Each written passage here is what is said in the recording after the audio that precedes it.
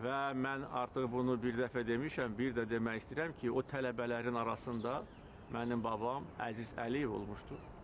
Əziz Əliyev qədim Azərbaycan torpağı olan İrəvan xanlığı ərazisində doğulmuşdur.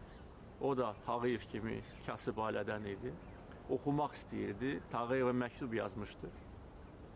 Xahiş eləmişdir ki, ona maddi kömək göstərilsin. Tağıyev də onu təbii ki tanımırdı.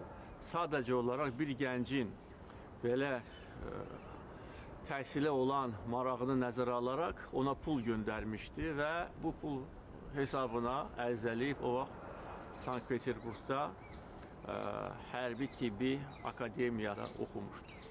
Və bu hadisə onun gələcək taleyində hesab edirəm ki, həlledici rol oynamışdır. Çünki o həm gözəl həkim olmuşdur, eyni zamanda böyük dövlət xadimi və 2-ci Dünya müharibəsində onu Bakıdan Dağıstana ezam etmişlər. Dağıstanın rəhbəri vəzifəsində bir neçə il işləmişdir və Dağıstanları sürgündən xilas etmişdir.